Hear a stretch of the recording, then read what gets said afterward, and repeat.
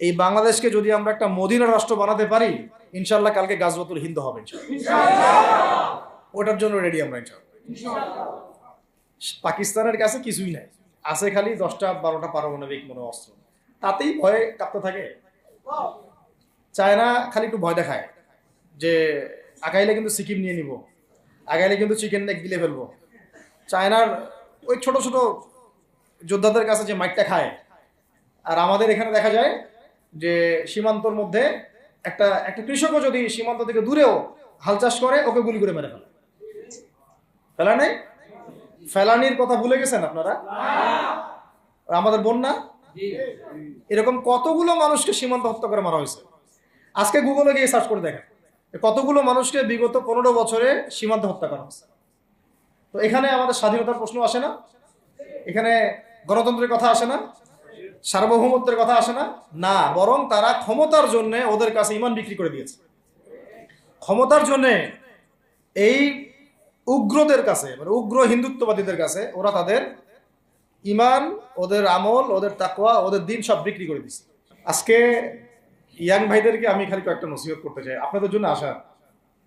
আলোচনা অনেক শুনছেন জীবনে, নামাজ, রোজা, হজ, যাকাতের আলোচনা বহুত শুনছেন আলহামদুলিল্লাহ। তো এখনো যদি আপনারা নামাজ, রোজা, হজ, জাকাত, তাসবিহ, তাহলিল, জিকির, আজগার, কোরআন তেলাওয়াত, আখলাক ঠিক করা, মুরব্বীদের পরামর্শ নিয়ে চলা, ওলামা কেরামের সাথে থাকা, এইগুলো যদি এখনো ঠিক না হয়ে থাকে, তাহলে ভাই আপনাদেরকে আমি একদিন সময় দিচ্ছি ঠিক করে দাও। কয়দিন সময় দিলাম? একদিন সময় দিচ্ছি, আপনি ঠিক করে নেন সব। নামাজ ঠিক করে নেন, নিজের গুনাহের জন্য তওবা করেন, হারাম রিজিক থাকলে ছেড়ে দেন, পরিবার না গড়ে থাকলে পরিবার গড়েন, তারপরে রিজিকে হারাম থাকলে ছাড়েন, আপনার সন্তানকে মানুষ করেন, মুহাক্কিক বরেণ্য আলেমদের সোহবতে থাকেন, ওলামায়ে কেরামের সাথে থেকে হাত শক্তিশালী করেন, মাদকের সাথে থাকলে ছাড়েন, গান বাজনার সাথে থাকলে ছেড়ে দেন, যত কবিরা গুনাহ সব ছাড়েন। ছেড়ে নিয়াত করেন যে আগামী যদি আমি 10 বছর বাঁচি 10 বছর, 20 বছর বাঁচলে 20 বছর, 100 বছর বাঁচলে 100 বছর আল্লাহর জন্য ঢেলে দিব ইনশাআল্লাহ। এটা আলোচনা আর আমি নতুন করে করতে যাচ্ছি না, অনেক আলোচনা এগুলো হয়েছে। আলোচনা শুরু হচ্ছে কোত্থেকে? এখন আমাদের কাজ আছে একটা। তো আমাদের কাজ, 1 নম্বর কাজ হচ্ছে এখন পরিবর্তিত বাংলাদেশে কোনো ভারতীয় দালালকে আর জায়গা না দেওয়া। একদম সাফ কথা। বরং প্রত্যেকটা ডিপার্টমেন্টে যেখানেই তারা লুকিয়ে আছে ঘাপটি মেরে, এই প্রত্যেকটা ভারতীয় দালালকে এখান থেকে বের করতে হবে। আমি একা বললে আমি পারবো না, আপনি একা বললে আপনি পারবেন না। প্রত্যেকটা এই বয়ানের জায়গা, মিম্বর, খুতবা, ওয়াজ মাহফিলের প্যান্ডেল, আমাদের রাজনৈতিক দলগুলো, আমাদের ইসলামপন্থী দলগুলো যেগুলো আছে, সবার ইমারত থেকে আওয়াজটা আসতে হবে। কারণ এরা যদি আর একটা বার সুযোগ করতে পারে, না থাকবে আপনার দেহ, আর না থাকবে আপনার মাথা। এখনই তো আপনাকে হুমকি দিচ্ছে, যে কোনো সময় একটা একটা করে গুপ্ত হত্যা করবে এরা। তো এই জিনিসগুলো কিন্তু বিচ্ছিন্ন ঘটনা না। তাহলে তার আগে চট্টগ্রামে সাইফুল ইসলাম এক ভাইকে কুপায় মারা হয়েছে, এটার বিচার এখনো হয় নাই। যারা মারছে ওদের পক্ষ নিয়ে আমরা আবার সংখ্যালঘুর স্লোগান তুললাম। এ কেমন সংখ্যালঘু যে আমার ভাইকে জবাই করে হত্যা করে? হ্যাঁ, সংখ্যালঘু নির্যাতন তো হচ্ছে ভারতের এক একটা মসজিদ তারা ভাঙতেছে এখন। এটা একটা লক্ষণ। আস্তে আস্তে ওর মানচিত্র মসজিদের মতোই ভেঙে খান খান হয়ে যাবে ইনশাআল্লাহ। এরা যেমন অখণ্ড ভারত চায়, আমরাও অখণ্ড ভারতই চাই। আমরা চাই অখণ্ড ভারত হবে কালিমা লা ইলাহা ইল্লাল্লাহ মুহাম্মাদুর রাসূলুল্লাহ। আপনারা তো মনে করেন যে ভারত আমাদেরকে ঘিরে রাখছে, তাই না? আসলে ভারতকে আমরা ঘিরে রাখছি। এই দিক থেকে আমরা, এই দিক থেকে চায়না, এখান থেকে নেপাল, এখান থেকে ভুটান, এখান থেকে মায়ানমার, এখান থেকে পাকিস্তান, আর তার চেয়ে বাপ আছে আফগানিস্তান। আছে না আফগানিস্তান? ওদের সাথে কেউ পারছে এই পর্যন্ত? আফগানের ভাইরা নিজেদেরকে গড়ে নিচ্ছে, এখন গোছাচ্ছে। এখন কথা হচ্ছে, আমরা একটা কাপুরুষতার পরিচয় দিচ্ছি। নেপাল ওকে টাইম দেয় না, ভুটান টাইম দেয় না, মায়ানমার টাইম দেয় না, চায়না তো দেয়ই না। আর আমরা তাকে একেবারে প্রভুর আসনে বসায় রাখছি। আমরা কি দিছি? আমরা ইলিশ দেই, আমরা ট্রানজিট দেই, আমরা রেল দেই, আমরা বন্দর দেই, আমরা আর কি দেই? গ্যাস তো দেই মাশাআল্লাহ, তারপরে পণ্যগুলো তো দিচ্ছি, গার্মেন্টস দিয়ে দিচ্ছি, আমাদের প্রশাসনের মধ্যে লোকজন দিয়ে দিচ্ছি, কর্মী শ্রমিক দিয়ে দিচ্ছি। এই জন্যই তো বলি, কেন সে স্ট্যাটাস দেয় যে এই স্বাধীনতা তার স্বাধীনতা, এটাই তো আমার কারণ। তার মানে তারা আমাদের সার্বভৌমত্বটাকে স্বীকার করে না, তাই না? তারা যদি আমাদের স্বাধীনতা সার্বভৌমত্বকে স্বীকার করতোই, তাহলে তো এরকম স্ট্যাটাস দিত না, দিত কি? তো এখন কথা হচ্ছে, আমরা মাথা নত করার জাতি না। আমাদের নবী মুহাম্মদ সাল্লাল্লাহু আলাইহি ওয়াসাল্লাম মাথা উঁচু করে দাওয়াতি কাজ করছেন। মার খেলেও কখনো তিনি মাথা নিচু করেন নাই। সাহাবায়ে কেরাম রাদিয়াল্লাহু আনহুম আজমাইন মাথা উঁচু করে দাওয়াতের কাজ করছেন, কারো সামনে মাথা নত করেন নাই, ইল্লাল্লাহ, আল্লাহ ছাড়া। মার খেয়েছেন, হিজরত করতে হলে হিজরত করেছেন, কখনো মানুষ গালি দিয়েছে, গালি সহ্য করেছেন, কখনো মদিনায় চলে যেতে হয়েছে, দেশ ছাড়তে হয়েছে, দেশ ছাড়ছেন, আবার কখনো ইসলামী রাষ্ট্র কায়েম করতে হয়েছে, রাষ্ট্রও কায়েম করছে। জিহাদ করার দরকার, জিহাদও করছে, কেতালের দরকার, কেতালও করছে, আস্তে আস্তে মক্কা বিজয় করছে, করেন নাই? সিরাত পড়তে হবে, সিরাতের ধারাগুলো আমাদেরকে বুঝতে হবে। এখন আমরা তো তার উত্তরসূরি, আমরা তাদের উত্তরসূরি। প্রথম কথা হচ্ছে, আমরা আমাদের নতজানু মনোভাবটাকে আগে ত্যাগ করতে হবে, এক নাম্বার। আর অতীতের জীবনের যে ভুল ত্রুটিগুলো দ্রুত সংশোধন করতে হবে। এখন আর আমাদের হাতে অনেক লম্বা সময় আছে এমন না, বিষয়গুলো কত কি যে দ্রুত হয়ে যাবে আপনি হয়তো ভাবতেও পারবেন। বিশ্বটা খুব দ্রুত চেঞ্জ হচ্ছে। এই অল্প সময়ের মধ্যে আফগানের ভাইরা দাঁড়ায় গেছে, অল্প সময়ের মধ্যে সিরিয়া দেখলেন যে পরিবর্তন হয়ে যাচ্ছে। তারপরে আপনি কয়দিন পরে দেখবেন ইনশাআল্লাহ যে এই আপনার প্যালেস্টাইনের অবস্থাও পরিবর্তন হবে ইনশাআল্লাহ। তখন এরা আবার হামাসকে ঠিকই বলবে যোদ্ধা, তখন ঠিকই বলবে যোদ্ধা। এখন বলতেছে বিদ্রোহী, বলতেছে সন্ত্রাসী। হ্যাঁ, তো একটা বিষয় আগে বলে নেই, এটা বোঝার দরকার আছে যে দেখেন, ফিলিস্তিনের যে অবস্থা চলতেছে সেখানে কিন্তু আমাদের তাবলিগের মেহনতটা মূল না, সেখানে আমাদের জিহাদের মেহনতটা মূল, তাই না? বিষয়টা ওখানে তো সবাই, ওখানে বোম পড়তেছে, ওখানে কি সবাই তাবলিগের মেহনত করবে না অস্ত্র হাতে নেওয়া ফরজ? এটা বোঝার জন্য আপনার তো মুফতি হওয়ার দরকার নেই। হ্যাঁ, আবার যখন আফগানে আমেরিকা হামলা চালাইছিল, তখন কি শুধু তাবলিগটা ফরজ ছিল না ওদের হামলা প্রতিরোধ করা ফরজ ছিল? ফরজ ছিল। একই অবস্থা সিরিয়াতে হয়েছে, কিন্তু বাংলাদেশে এখন সেই অবস্থাটা নাই। কিন্তু বাংলাদেশে তাবলিগের মেহনত, আমর বিল মারুফ নাহির মুনকারের মেহনত চলবে, মানে তাবলিগের মেহনত, দাওয়াতের মেহনতটা চলবে। যদি যদি কখনো বাংলাদেশে দেখা যায় যে দেশের শত্রুরা বা দিনের শত্রুরা বা উগ্রবাদীরা এই দেশের স্বাধীনতা সার্বভৌমত্বের উপর আক্রমণ করে, তখন কি আমাদের উপরে জিহাদ ফরজ হবে কিনা? এখন যদি তাই হয়, এখন আপনাদের কি মনে হয় এটার সম্ভাবনা আছে না নাই?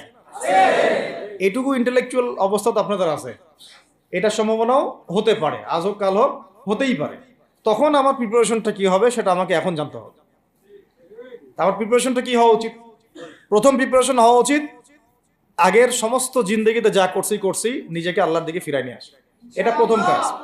যে আল্লাহর দিকে ফিরে আসা নেই, তার সাথে না জিহাদের সম্পর্ক আছে না কিতালের কোনো সম্পর্ক আছে, সে তো আল্লাহর পথেই নাই। তো প্রিয় যুবক ভাইরা, আগে প্রথম কথা হচ্ছে আগে আপনি আল্লাহর দিকে ফিরে আসেন, এক নম্বর। দ্বিতীয় কথা হচ্ছে, এরপরে আমাদের প্রয়োজন শারীরিক প্রস্তুতি।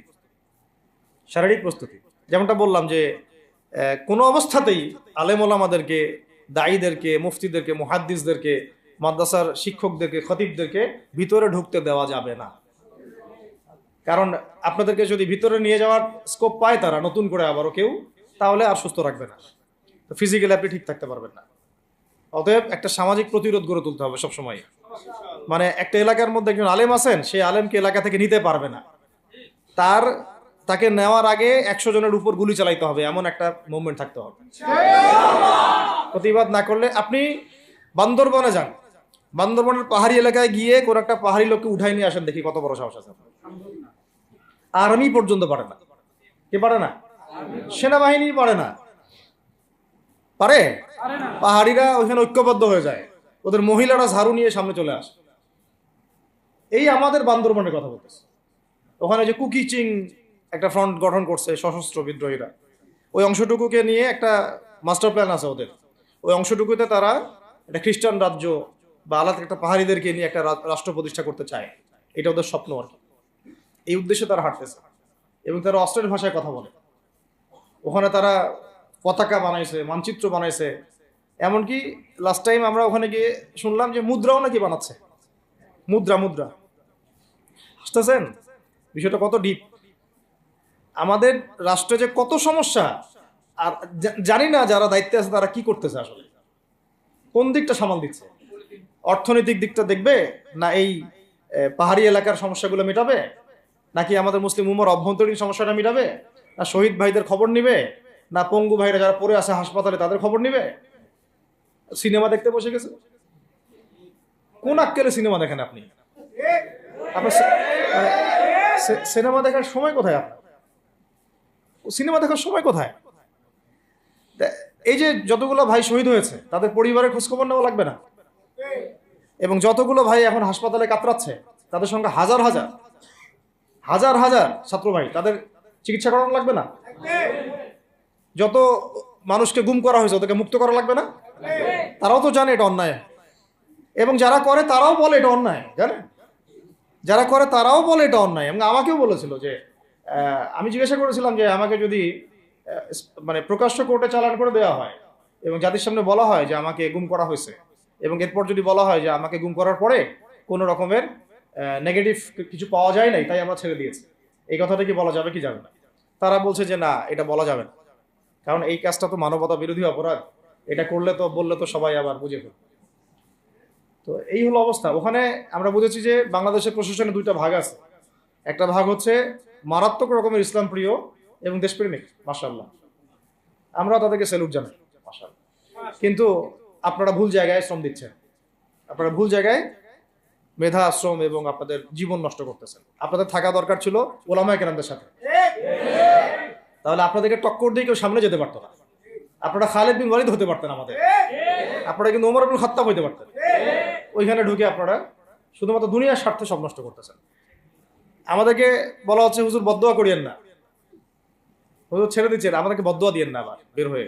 আমাদের চাকরি, এটা ডিউটি। এটা এক ভাই আমাকে কোরআন এনে দিয়েছিল, নির্জনতা, তো ওখানে নির্জনতার সঙ্গী হচ্ছে কোরআন, কোরআন এবং নামাজ। তো এক ভাই দেখেছে আমি একটু নির্জন, মন খারাপ বসে আছে, একটা কোরআন নিয়ে এসে দিয়েছে, হুজুর কোরআন পড়েন আপনি, মন ভালো হবে। আরেকজন এসে কোরআন নিয়ে চলে গেছে। কোরআন পড়ে ওখানে যদি আপনি আবার উল্টাপাল্টা কিছু করেন, ওদের নিয়ম নাই কোরআন দেওয়া, কোরআন দেওয়ার কি নাই, নিয়ম নাই। তো এই হলো অবস্থা। কথা হচ্ছে যে এই ভাইদেরকে মুক্ত করাও তো তাদের কাজ ছিল। যে ওলামায়ে কেরামদের একজনের একজনের উপরে 3টা 4টা 5টা 10টা করে মামলা এখনো ঝুলতেছে, তাদেরকে মুক্ত করা উচিত ছিল না?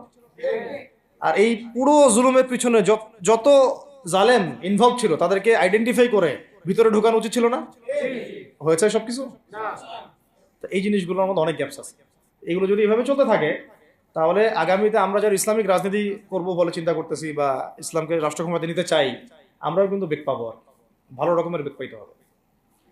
আর বিগত সময় আমরা অনেক ভুল করছি, যেমন মন খারাপ করেন না, এগুলো আমরা ভুল করছি। এই যে আমরা ওদের সাথে জোট করতে গেছি, ঠিক আছে, ওদেরকে আমরা ভাই বোন করার চেষ্টা করছি, আসলে এদের সাথে আর কাফেরদের সাথে কোনো পার্থক্য নেই। সেকুলারিজমে যারা আছে আর কুফার যারা, এদের মধ্যে কোনো পার্থক্য নেই। ওই কালিমা পড়া না পড়ার পার্থক্য, তো বাকি আপনার পিঠে ছুরি এরাও মারবে ওরাও মারবে। আর আমি ছোট মানুষ, ছোট জায়গা থেকে বলতে চাই যে আমাদের যে ওলামায়ে কেরামগণ মাঠে আছেন, যে রাজনৈতিক দলগুলো আপনারা মাঠে আছেন, এবার আপনারা কোনো রুটির টুকরার জন্য লড়বেন না, এবার পুরা রুটি নিয়ে লড়বেন। প্রত্যেক আসনে প্রার্থী দিবেন আপনারা, যেহেতু এর বাইরে সিস্টেম এখন অন্য সিস্টেমে যাওয়ার সুযোগ হচ্ছে না, তাহলে পুরা রুটিটার জন্য লড়তে হবে আপনাদের। আমাদের টার্গেট হচ্ছে এখন একটা ইসলামপন্থী সরকারকে রাষ্ট্র ক্ষমতায় নিয়ে যাওয়া, এটা আমাদের একটা প্রধান টার্গেট। এখন আমাদের এজেন্ডা স্পষ্ট, কোনো গোপন এজেন্ডা নাই। আমাদের কি নাই? কোনো গোপন এজেন্ডা নাই। আমরা চাই বাংলাদেশে এখন একটা ইসলামপন্থী রাষ্ট্র ব্যবস্থা গড়ে উঠুক, ইসলামপন্থী সরকার শাসন ক্ষমতায় আসুক। এটার জন্য আপনাদের সবার ভূমিকা আছে। কেউ কথা দিয়ে ভূমিকা রাখবেন, কেউ লিখবেন, কেউ বলবেন, কেউ যেভাবে হোক আপনাকে ভূমিকা তো রাখতেই হবে। কারো বসে থাকার সুযোগ নেই এখন আর। এই রাষ্ট্রটাকে ইসলামিক রাষ্ট্র হিসেবে গড়ার দায়িত্ব এখন সবার কাঁধে আসছে। আমরা আমাদের জায়গা থেকে বলতেছি, বাকি কাজ কিন্তু আপনাদেরকে করতে হবে। আল্লাহ পাক করার তৌফিক দান করে। আর ইসলামপন্থী ভাইদের আপোষের যে দূরত্ব, এটা কমায় ফেলতে হবে। এই দূরত্ব রাখা যাবে না। ইখতিলাফ আছে থাক, যদি আকীদাগত মৌলিক কোনো পার্থক্য না থাকে, আমরা তো ভাই ভাই। নাকি আমাদের চেয়ে কি মানে সেকুলাররা আমাদের বেশি বড় ভাই?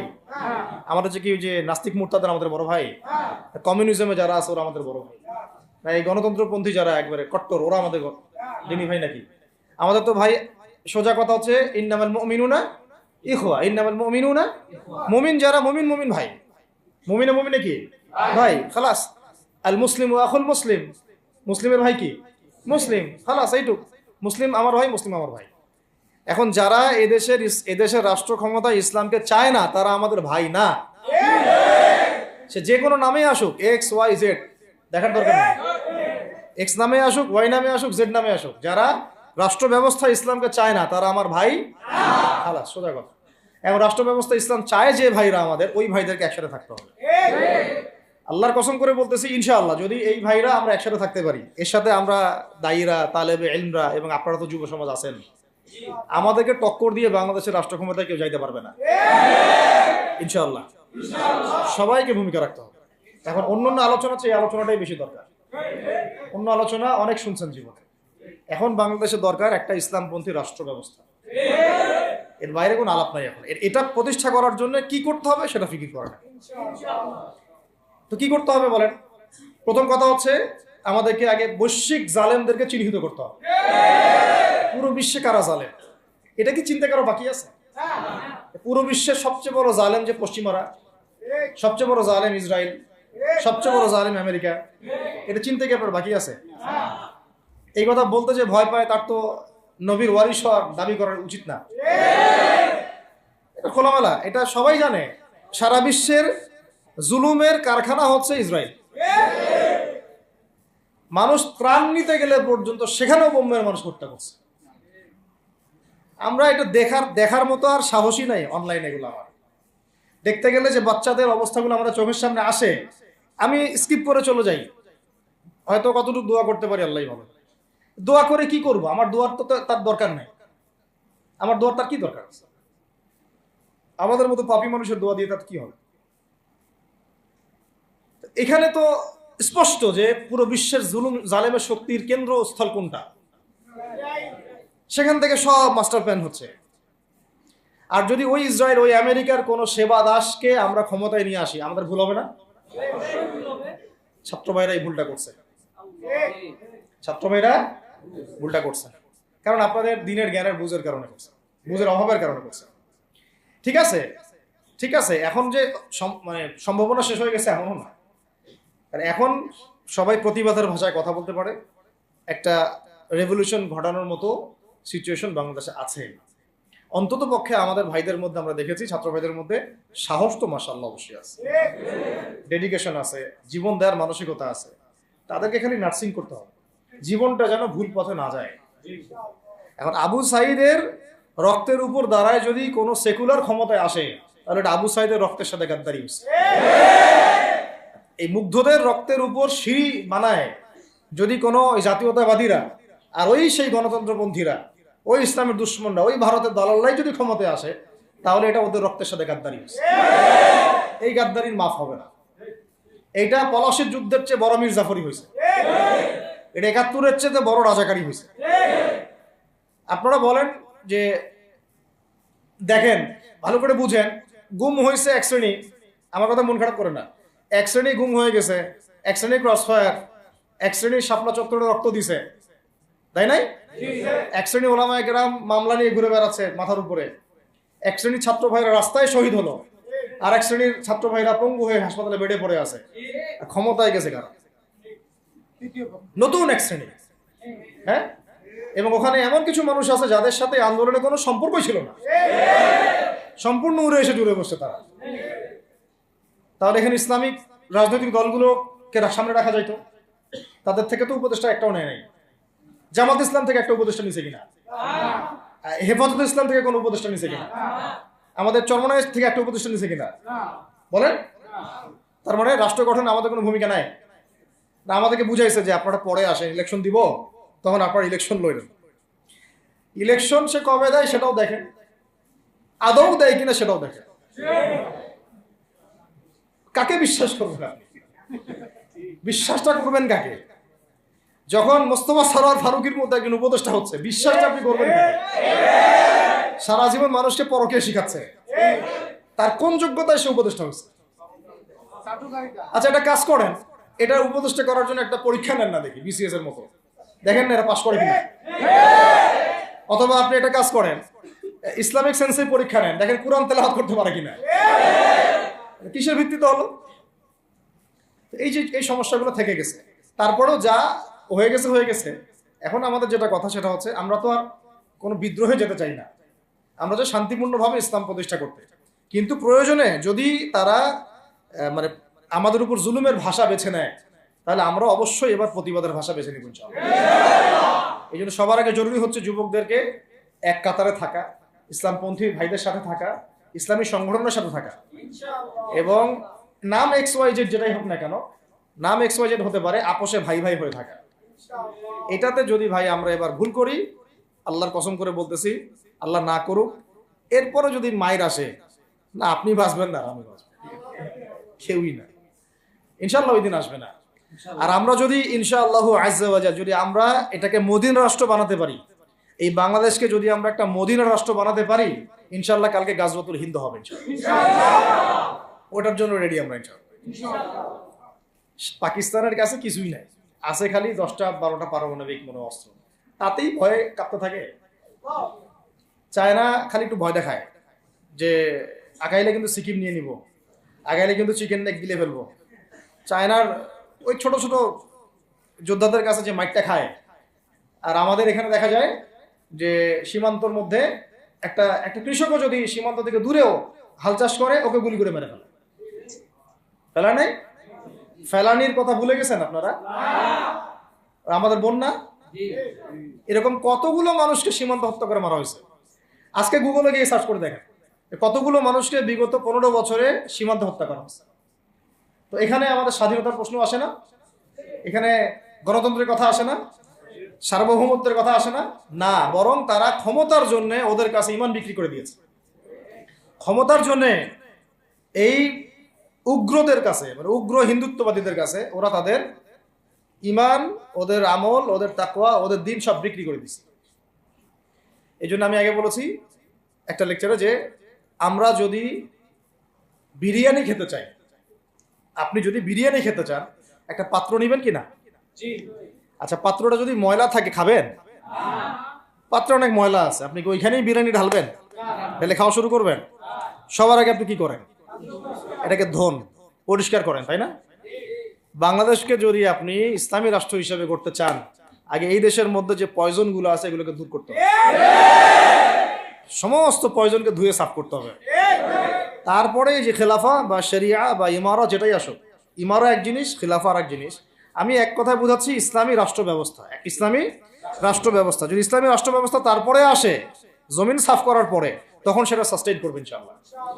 আর যদি ময়লার মধ্যেই ইসলামী রাষ্ট্র কায়েম করতে চান, তখন হবে উদাহরণটা এরকম যে আপনি এই নোংরা ড্রেনের মধ্যে নেমে গায়ে সাবান মাখা শুরু করছেন, হাততে কোনো লাভ হবে না, বরং ওই নোংরাই আপনাকে খেয়ে ফেলবে। ঠিক আছে? ডেমোক্রেটিক সিস্টেমের মধ্য দিয়ে যদি আমাদের ভাইরা ক্ষমতা যেতে পারে, যাক না, সমস্যার কিছু নাই। এটা কতটুকু জায়েজ না জায়েজ, হালাল হারাম সুন্নাত, এইদিকে আমি যাচ্ছি না। এবং এটা নিশ্চিত তারাও জানে এটা সুন্নাত না, তারাও জানে এটা কি না, সুন্নাত পদ্ধতি না। কারণ রাসূলুল্লাহ সাল্লাল্লাহু আলাইহি ওয়াসাল্লাম দাওয়াতের মধ্য দিয়ে এবং সশস্ত্র যুদ্ধের মধ্য দিয়ে মানে মক্কা বিজয় করেছেন। দাওয়াতের মধ্য দিয়ে তিনি মদিনা রাষ্ট্র কায়েম করেছেন। তারপরে মদিনা রাষ্ট্রকে বেস করে আস্তে আস্তে আরও রাষ্ট্রকে এক্সপেন্ড করেছেন। বদর, উহুদ, খন্দক, খায়বার এগুলো হয়েছে, আস্তে আস্তে মক্কা বিজয় হয়েছে। মূল ছিল আগে মদিনা রাষ্ট্রটা কায়েম করা। তো আমরা যে কোনোভাবেই হোক মদিনা রাষ্ট্রটা আমাদের কায়েম করতে হবে আগে, তারপরে ইনশাআল্লাহ তাআলা দেখবেন, হ্যাঁ, ওই অখণ্ড ভারত আমরাও কায়েম করবো ইনশাআল্লাহ। সংখ্যা দিয়ে কিচ্ছু না, ওদের সংখ্যাকে আমরা ভয় পাই, ওদের সংখ্যাকে ভয় পাওয়ার কিচ্ছু নাই, সংখ্যাকে ভয় পাওয়ার কিচ্ছু নাই। কারণ এই যে কোরআন, আমার সামনে যে কোরআনটা আছে, এটা দেখে একটু খারাপ লাগলো। কোরআনের যে অবস্থা, এটা খুব মনের কষ্ট দিল আর কি। কোরআনটা হবে চকচকা, এটা দেখে বোঝা যাচ্ছে এটা অনেকদিন কেউ পড়েই নাই। আপনাদের বাসার যদি কোরআনের এই হালত হয়, তাহলে আমাদের দ্বারা দিন কায়েম হবে না। আপনার কোরআনের হালত হবে এমন যে কোরআনে এক বিন্দু পরিমাণ কোনো ময়লা নাই, প্রত্যেকদিন আপনার হাতের স্পর্শেই ময়লা দূর হয়, তখন এই কোরআন আপনার পক্ষে কথা বলবেন ইনশাআল্লাহ। তো ভাই, কোরআনের কাছে চলে আসেন, আর দেরি করেন না, সময় নাই। আল্লাহ পাক সবাইকে কবুল করেন, আমিন। এই মসজিদগুলোকে কাজে লাগান, এখানে তালিমি বৈঠক চালু করেন প্রত্যেক সপ্তাহে। আমি যদি প্রত্যেক মাসে রংপুরে আসি, প্রত্যেক মাসে সময় দেবো ইনশাল্লাহ। আপনারা এখানে ইমাম ঠিক করেন, খতিব ঠিক করেন, এবং ওই যে টিচার ঠিক করেন, করে আপনারা কোরআন শিক্ষার ব্যাচ চালু করেন, কোরআনের তাফসীরের ক্লাস চালু করেন, তারপরে তুলনামূলক আরবি ভাষা শিখেন। মানে এগুলো শিখে নেন তাড়াতাড়ি, সময় নাই এগুলো, আমাদের হাতে সময় কম। এগুলো আজকে থেকে 10 বছর আগেই শেখা উচিত ছিল, তাই না? কিন্তু আমাদের এই সেকুলার শিক্ষা ব্যবস্থা আপনার জীবন থেকে 20 বছর কেড়ে নিছে। 20 বছর পড়াশোনা করার পরে আমি চ্যালেঞ্জ করতেছি, এই যে লাখ লাখ টিচারকেও যদি আপনি কোরআন তেলাওয়াত ধরেন, সহি বলতে পারেন, অথচ তারা জাতির শিক্ষক হয়ে বসে আছে। তো সেকুলার শিক্ষা ব্যবস্থাটা আমাদের জীবন থেকে পুরা ইসলামের হকটাকে নষ্ট করে ফেলছে। আপনার অধিকার ছিল যে আপনি একজন স্কুলের স্টুডেন্ট, আপনি কোরআন পড়তে পারবেন। আপনি একজন কলেজের স্টুডেন্ট, আপনি কোরআনের তাফসীর করতে পারবেন। আপনি একজন ইউনিভার্সিটি পাস করেছেন, আপনি হাদিসও পড়তে পারবেন, এবারও তো দিতে পারবেন, এরাও দিতে পারবেন। এটা আপনার হক ছিল, কিন্তু এই হকটা নষ্ট করছে কারা? এই সেকুলার শিক্ষা ব্যবস্থা নষ্ট করে ফেলছে। এখন তো কিছু করার নাই। তো এটাতে আমাদের দোষ কি? আমাদের দোষ হচ্ছে আমরাই তো তাদেরকে ভোট টোট দিয়ে উপরে উঠেছিলাম। আমাদের বাপরা উঠেছে, আমাদের বাবারা উঠেছে, তার বাবার উঠেছে। আমরা তো ওই সময় ইনসাফ করি নাই, ফল আমাদেরকে ভোগ করতে হয়েছে।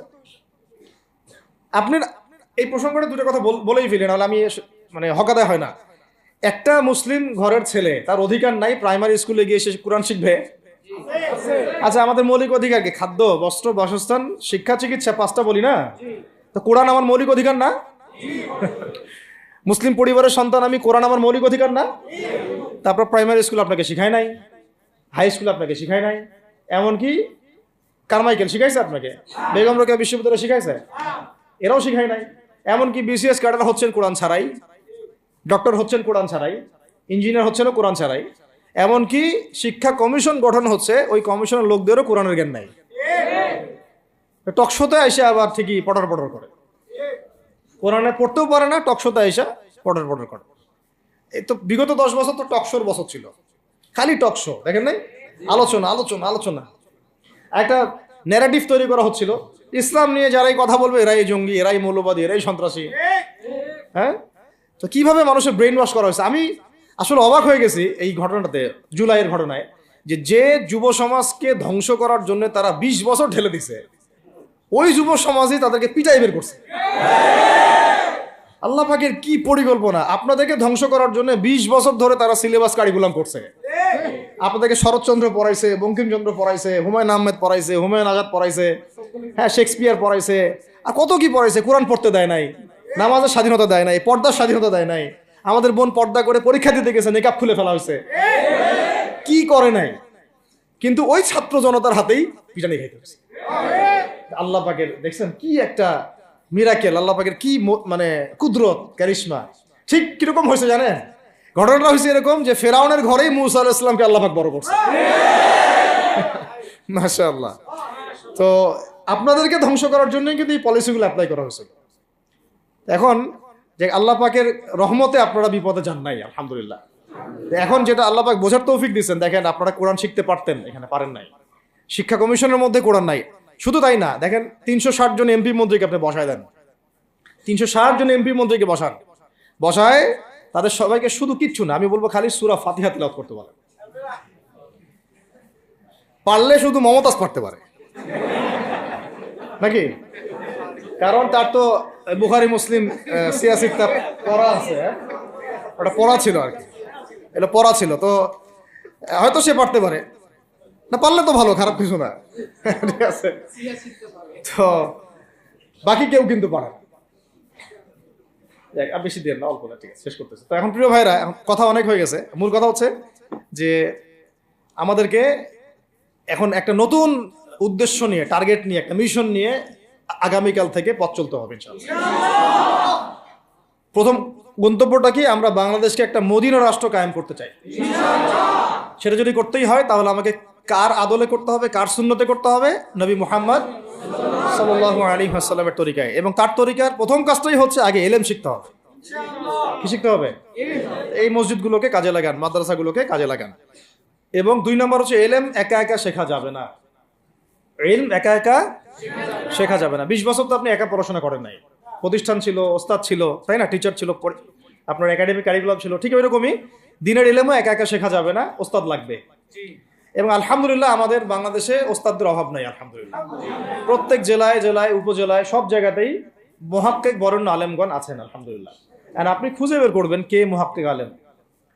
আমি কিছু মানে তাদের বৈশিষ্ট্য বলতে পারি যে তারা নিজেকে জাহির করেন না, বিনয়ী হন, অহংকারী হন না, তারা এত বেশি আইওয়া শোডাউন এত পছন্দ করেন না, নিজেকে আড়াল করার চেষ্টা করেন, হক কথা বলতে তারা ভয় করেন না, এবং তারা অনেক গভীর জ্ঞানের অধিকারী হওয়া সত্ত্বেও অনেক বেশি বিনয়ী হন না। এগুলো দেখে আপনি চিনবেন, ঠিক আছে। আমাদের সালাফরা তো বলতেন যে মুহাক্কিক মানুষকে পাবেন দুই জায়গায়, এক হচ্ছে মাটির তলে, আরেকটা হচ্ছে জেলখানায়, ঠিক আছে। তো যাই হোক, এখন অনেক বরেণ্য উলামায়ে কেরাম আমাদের সমাজে আছেন, তাদের যে কারোর সাথে অন্তত একজনের সাথে নিসবত রাখেন, অন্তত একজনের সাথে নিসবত রাখেন, ঠিক আছে। তো এটা আমাদের সৌভাগ্য, আলহামদুলিল্লাহ, যে বাংলাদেশে বহু মাদ্রাসা, বহু কওমি মাদ্রাসা, আলিয়া মাদ্রাসা, অনেক ধরনের মাদ্রাসা আছে। কিছু সংকীর্ণতা বা কিছু সমস্যা আমাদের মধ্যে থাকতে পারে, এটা যে কোনো জায়গায় থাকতে পারে, কিন্তু আলহামদুলিল্লাহ এই খেদমতটুকু আছে বলেই এখন পর্যন্ত দ্বীন ইসলামকে তারা মিটাইতে পারে নাই, আলহামদুলিল্লাহ। তো এলেম শিখবো এক নাম্বার, দুই নাম্বার হচ্ছে এলেম মুহাক্কিক কোন আলেমের সোহবতে শিখবো, একা একা শিখবো না। তিন নাম্বার হচ্ছে যা শিখবো আমলে নিয়ে আসতে হবে। কি বললাম? যা শিখবো আমলে নিয়ে চলে আসতে হবে, ফেলে রাখা যাবে না। আল্লাহ আমাকে তৌফিক দেন, আপনাদের সবাইকে তৌফিক দান করেন। 4 নাম্বার সময় কাজে লাগাইতে হবে, সময় কাজে লাগাইতে হবে, কোনো অবস্থাতেই আর হেলায় ফেলায় সময় নষ্ট করবো না, আমিও করবো না ইনশাল্লাহ, আপনারাও করবেন না ইনশাল্লাহ। 5 নাম্বার হচ্ছে নিজের প্রতিভাকে খুঁজে বের করবেন। সবাইকে আল্লাহ কিছু না কিছু প্রতিভা দিয়েছেন, প্রতিভা খুঁজে বের করে ইসলামের জন্য কাজে লাগান। 6 নাম্বার হচ্ছে যাদের রিজিক হালাল তাদের তো আলহামদুলিল্লাহ কোনো সমস্যা নেই, যাদের হারাম রিজিক আজকে ছাড়তে হবে। কোনো সুদের সাথে সম্পৃক্ত থাকা যাবে না, কোনো ঘুষ, কোনো দুর্নীতি, কোনো মাপে কম দেওয়া, কোনো হারামে আমি খাবো না, আমি কোনো হারামের কাছে যাব না। আর উত্তরবঙ্গের বড় বড় ফেতনাগুলোর মধ্যে এই সুদী এনজিওদের ফেতনাও আছে, কাদিয়ানিদের ফেতনাও আছে, তাই না। তারপরে আপনার এই যে ইসাই মুসলিমদের একটা ফেতনা আছে না, একটা ফেতনা আছে। তারপরে এই আপনার বিড়ি ফ্যাক্টরি, তামাক ফ্যাক্টরির এগুলা ফেতনা আছে, হারাম খাবার। আবার নতুন করে ইসকনের ফেতনাও উত্তরবঙ্গে দেখা যাচ্ছে। তো এই ফেতনাগুলোকে চিহ্নিত করে আপনাকে বেঁচে থাকতে হবে এবং রিজিকটাকে হালাল করে ফেলতে হবে, ঠিক আছে। এর পাশাপাশি হচ্ছে 6 নম্বর বলবো যে পরিবারগুলো গড়ে তুলতে হবে। প্রত্যেকটা পরিবার হবে একটা দুর্গ, মানে আমার পরিবার হচ্ছে আমার একটা ইসলামিক রাষ্ট্রের মতো। এই পরিবারের মধ্যে অন ইসলামিক কোনো কাজ চলে না। পরিবারের মালিক কে? আমি না? এখানে কি রাষ্ট্র আমাকে হস্তক্ষেপ করতে পারবে? তা আমার পরিবার আমার কন্ট্রোলে চলবে, একদম ইসলামিক অনুশাসন অনুযায়ী চলবে, ডানে বামে নড়তে পারবে না। এভাবে আপনাকে শক্ত থাকতে হবে। 7 নম্বর হচ্ছে এখন থেকে তাবলীগের কাজ সবাইকে করতে হবে। কতটুকু করবেন? যতটুকু আপনি জানেন, যতটুকু আপনি জানেন। যেটা জানেন না ওইটা নিয়ে কথা বলার দরকার নেই। আর সমাজে কিছু ইখতিলাফি মাসালাগুলো আছে যেগুলোকে নিয়ে কিছু মানে মোটা বুদ্ধির মানুষেরা আর কি মসজিদগুলো ভাগ করে ফেলে, ঠিক আছে। এই পাল্লায় পড়া যাবে না। ইখতিলাফি মাসালাগুলো সাহাবীদের যুগ থেকেই ছিল, এগুলো নিয়ে মতবিরোধের সুযোগ নাই। এটা তার কাছে এই মাসালাটা অথেন্টিক মনে হয়, সে আমল করতেছে, করুক। আমার কাছে এই ফিকহের আলোকে এটা বেশি অথেন্টিক মনে হয়, আমি এটা আমল করতেছি। এগুলো নিয়ে কোনো রকমের আর দ্বন্দ্বে যাবেন না। বরং আমরা এখন ঐক্যবদ্ধ হব কিসের ভিত্তিতে? আমরা ঐক্যবদ্ধ হব আকীদা, আমল এবং মানহাজের ভিত্তিতে। আমাদের আকীদা আহলুস সুন্নাহ ওয়াল জামাআর আকীদা থাকবে, আমল থাকবে সাহাবীওয়ালা আমল, এবং মানহাজ থাকবে আমরা সালাফদের আদলে বাংলাদেশে দিন কায়েম করতে চাই, খালাস। আর যারা দিন কায়েমের কথা বলবে না ওদের সাথে আমার ঐক্য হবে না। কি হবে? দিন কায়েমের কোনো ফিকির নাই, তার সাথে আমার ঐক্য হবে কিভাবে? তার ফিকির আছে শুধু মসজিদ নিয়ে আর অন্য কিছু নিয়ে, তার দল নিয়ে বা তার মানে আরো তো আছে অনেক কিছু আর কি, এইগুলো নিয়ে। তো ওইগুলো বাদ দিলাম। এই আমর বিল মারুফের কাজ সবাইকে করতে হবে, এবং একই সাথে সবাইকে এখন থেকে প্রতিবাদী হতে হবে, অন্যায় নিষেধ করতে হবে। এলাকায় অন্যায় হতে দিবেন না আপনারা। এলাকার মধ্যে জুয়া খেলবে কেন? আপনারা প্রতিবাদী হবেন। এখানে গাঁজা খাবে কেন? আপনি প্রতিবাদী হবেন। মাদকের আকারা হবে কেন? আপনারা প্রতিবাদ করবেন। এখন তো আপনি পুলিশ প্রশাসনের অপেক্ষায় বসে থাকার সময় নাই তো এখন আপনার। একজন নেককার, মুত্তাকি, পরহেজগার মানুষ প্রত্যেকটা এলাকায় থাকা দরকার। আপনাদের মধ্যে একটা জামাআ বা কমিউনিটি থাকা দরকার, মানে একটা অ্যাসোসিয়েশন থাকা দরকার, যারা ওই এলাকাকে সংস্কারের কাজ করবে ইনশাআল্লাহ। অথবা বৃহত্তর সংগঠন যেগুলো আছে বাংলাদেশে, তাদের অঙ্গ সংগঠন হিসেবে আপনারা কাজ করতে পারেন। আল্লাহ পাক তৌফিক দান করেন। মানে একটা চেইন অফ কমান্ড গড়ে তুলতে হবে দেশব্যাপী। এটা অলরেডি আছে, এবং নতুন করেও যদি কেউ চায় যে আমি কিছু অ্যাসোসিয়েশন করব যেটা আমরা বিল মারুফের কাজ করবে, নেহির মুনকারের কাজ করবে, তাহলে এটা করতে পারেন ইনশাআল্লাহ। আর এর সাথে আমি বলবো যে আমাদের জান, মাল, সময়, শ্রম, কয়টা কথা বললাম? জান, মাল, সময় এবং শ্রম। জান, আমাদের মাল, আমাদের সময়, আমাদের শ্রম, এই চারটা জিনিসকে আল্লাহর জন্য ওয়াকফ করে দিতে হবে। দুনিয়াতে মুসাফির আমরা, দুনিয়াতে কি আমরা মুসাফির, আমাদেরকে পাঠানোই হয়েছে আল্লাহর ইবাদত করার জন্য। এবং শুধু একাই ইবাদত করবো কেন, আমি কি স্বার্থপর? আমার পরিবারটাও করতে হবে। এবং শুধু পরিবার কেন করবো, আমার সমাজটাও করতে হবে, আমার রাষ্ট্রটাকেও করতে হবে। কারণ রাষ্ট্রীয় কাঠামোতে ইসলাম না থাকলে আমি সমাজ চেঞ্জ করতে পারবো না। সহজ কথা, সব কথা কিন্তু ওই গোড়াতে গিয়ে ঠেকতেছে। কারণ রাষ্ট্র ব্যবস্থায় যদি ইসলাম না যায়, রাজনীতির মধ্যে ইসলাম যদি না যায়, এবং একটা ইসলামিক শরিয়া ভিত্তিক বা ইমারা ভিত্তিক রাষ্ট্র যদি কায়েম না হয়, এই শব্দগুলো হয়তো তারা বুঝে না, মানে ইসলামী একটা রাষ্ট্র ব্যবস্থার কাঠামো যদি না থাকে, তাহলে আপনি ব্যাংকিং সিস্টেমকে সংস্কার করতে পারবেন না, সুদের মধ্যে সংস্কার আনতে পারবেন না, শুধু এনজিওর বিরুদ্ধে আপনি কোনো পদক্ষেপ নিতে পারবেন না, আপনি সমাজের এই যে ফাসাদ, নোংরামি, এগুলো বন্ধ করতে পারবেন না, আপনি এই যে কাদিয়ানি মতবাদের বিরুদ্ধে কিছু করতে পারবেন না, ওদের অর্থনৈতিক ডানা আপনি কাটতে পারবেন না, ওদের পলিটিক্যাল সাপোর্ট আপনারা কাটতে পারবেন না। তারপরে ওই জায়গায় ইসলাম না গেলে এই সাংস্কৃতিক আগ্রাসনগুলো কাটাতে পারবেন না। পাশের প্রতিবেশী রাষ্ট্রদের যে আগ্রাসী ভূমিকা, এগুলোর ব্যাপারে আপনি কোনো পদক্ষেপ নিতে পারবেন না। তাই ওই জায়গা পর্যন্ত যদি না যেতে পারি আমরা, তাহলে কথাগুলো শুধু বলাই হবে, কোনো বাস্তবায়ন হবে না। অতএব আমাদের মূল কাজ একটা, এখন ওই উপরের লেভেলে ইসলামকে নিয়ে যাওয়া। এই কাজগুলোর মধ্য দিয়ে আমরা ইসলামকে নিয়ে যাবো ইনশাআল্লাহ তাআলা। আর সর্বোপরি আসন্ন সময়গুলোতে যখন ওলামায়ে কেরাম, আমাদের বরেণ্য আলেমগণ, আমাদের বরেণ্য ওস্তাদগণ এবং আমাদের তুল্লাবরা, আমাদের জামাআগুলো, আমাদের ইমারাগুলো এবং আমাদের ইসলামী সংগঠনগুলো, তারা যখন মাঠে থাকবে, তখন তাদেরকে একা ছেড়ে দেওয়া যাবে না। মই দিয়ে গাছে উঠায় মই টানা যাবে না। শাপলা চত্বরে এই কাজটা করছেন আপনারা, কিন্তু শাপলাতে কিন্তু এই কাজটা হয়েছে। ওখানে কিন্তু এতগুলো ভাইয়ের ওখানে শহীদ হওয়ার কথা ছিল না, এত সহজ ছিল না বিষয়টা। কিন্তু কিছু ভাই ছিল ওখানে, আমাদের সাথে প্রতারণা করেছে, মই দিয়ে আমাদের কিন্তু মই টেনে নিছে, আমাদেরকে উপরে উঠাই দিছে। এরপর থেকে তো কত জেল, কত জুলুম, কত মামলা মোকদ্দমা, কত গুম হয়ে গেল। শাপলার পর থেকে হিসাব করেন তো। এবার এই ভুলগুলো আর করতে যায় না, এই মুনাফিকিগুলো আর কেউ করতে যায় না। আল্লাহর ওয়াস্তে আপনারা ওলামায়ে কেরামদের সাথে থাকেন, হাত শক্ত করেন, মই দিয়ে আবার গাছে উঠায় মই টানে নিয়েন না। আমি কি বুঝাতে পারছি? বুঝতে পারি না এমন। অর্থাৎ ওলামায়ে কেরামগণ যখন মাঠে থাকবেন, ইসলামী সংগঠনগুলো যখন মাঠে থাকবে, আপনাদেরকে আমরা পাশে চাই। পাশে পাবো তো ইনশাআল্লাহ। আল্লাহ পাক যেন আমাদের সবার এই আওয়াজকে কবুল করেন। আল্লাহ পাক আমাদেরকেও কবুল করেন, আমাকে কবুল করেন, আপনাদের সবাইকে কবুল করেন। আমাদের গন্তব্য একদম স্পষ্ট, হয় খিলাফা না হলে শাহাদা, হয় খিলাফা না হলে শাহাদা। ইনশাআল্লাহ তাআলা দুটোর যেটাই হোক না কেন আমরা সফল। আল্লাহ পাক আমাদের সবাইকে এই কথাগুলো বোঝার ও আমল করার তৌফিক দান করুন। أقول قولي هذا أستغفر الله لي ولكم ولسائر المسلمين. بارك الله لنا ولكم بالآيات الحكيم إنه تعالى جواد كريم بر رؤوف رحيم.